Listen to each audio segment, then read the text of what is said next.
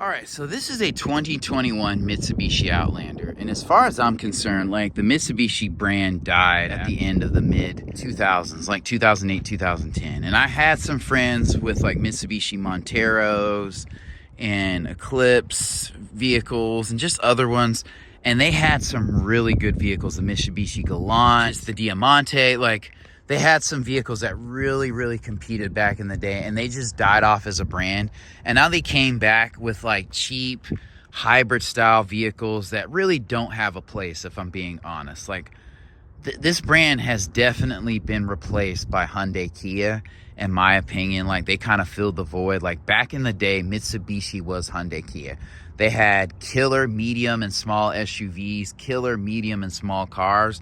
The Mitsubishi Mirage was a good car. Obviously, they had a sports car in the Lancer, which was incredible in the late 90s and early 2000s.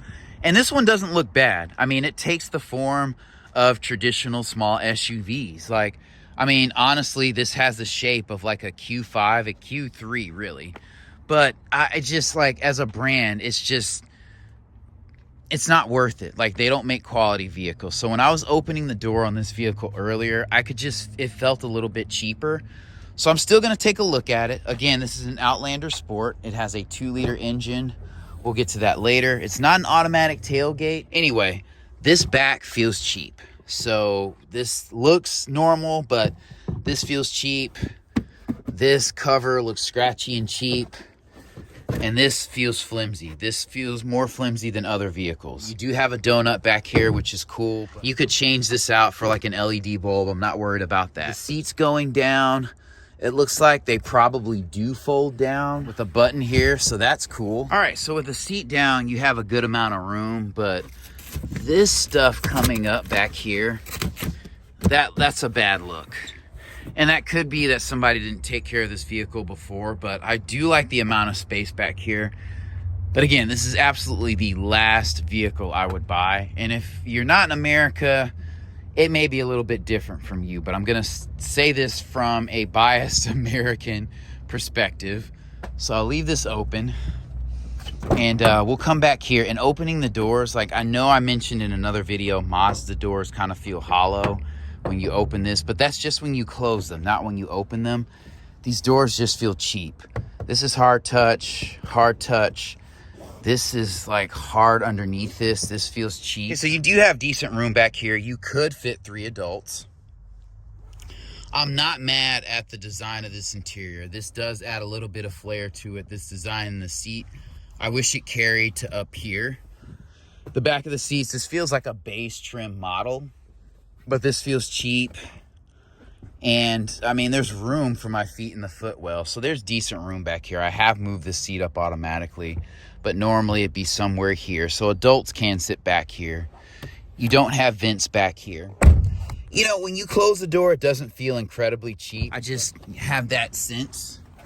I'm not like an expert, but I like the paint color here. Like the paint actually looks good. This vehicle does have 4-wheel drive, so that's pretty cool. The seats are not electronic. So when you get into this vehicle, you don't feel like you're stepping up.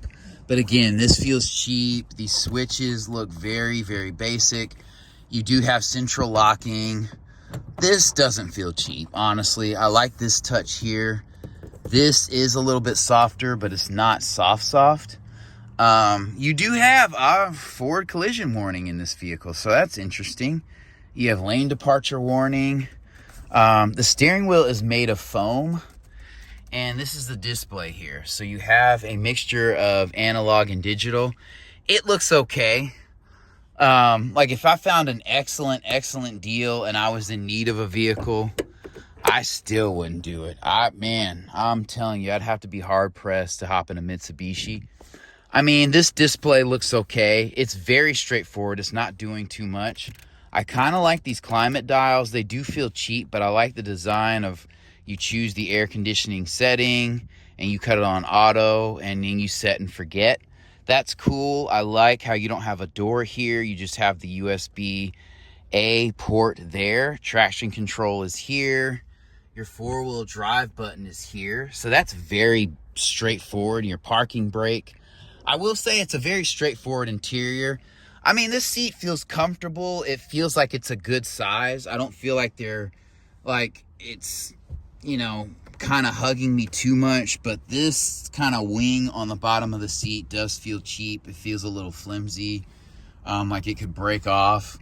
You have a tweeter here, a speaker here. I like how large these vents are. You know, this faux carbon fiber plastic does give this area some character. And this looks like a very functional screen size. It's a good width, a good length. These buttons are very, very straightforward. You don't have navigation. This is a damped glove box. This is soft touch. This part is hard touch, soft touch, hard touch. Yeah, like I said, these do feel cheap, but I mean, it's a straightforward vehicle, but I feel like this is a brand with heart failure. Someone with heart failure can still function and stuff like that, but walk around, move around, travel, and fly, but it's still a very serious condition. I wish I had a light here.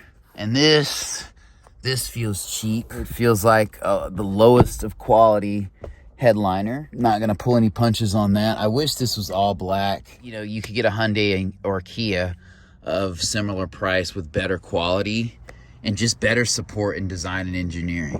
All right, so you do have satellite radio, but this has a 2-liter non-turbocharged 4-cylinder engine with 148 horsepower and 145 pound-feet of torque.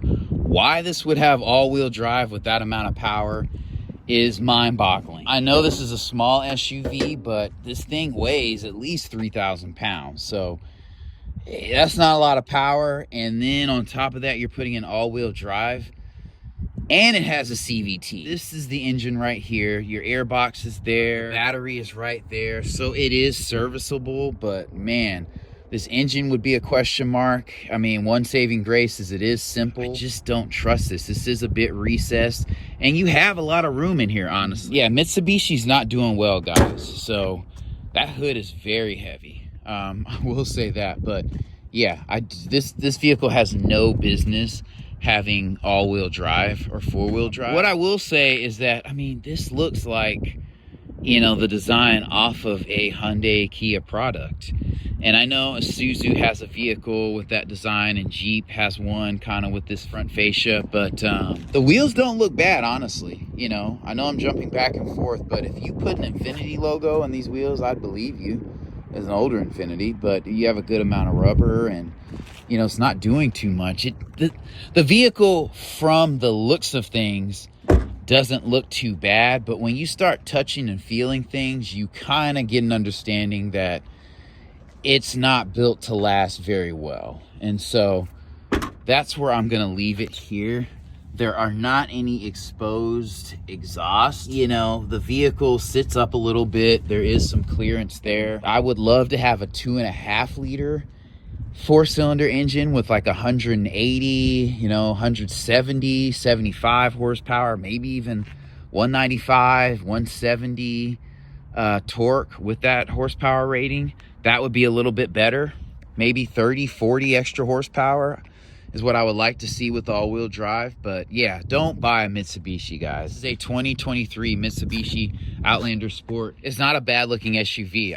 They're not going to hold up. You know, they're not quality. I would wait to buy a car, or if you can't wait, don't get an SUV. You're going to have to go down to a small sedan, just Mazda 3, you know, something like that, Honda Civic, and then you'll get a nice SUV on the next run.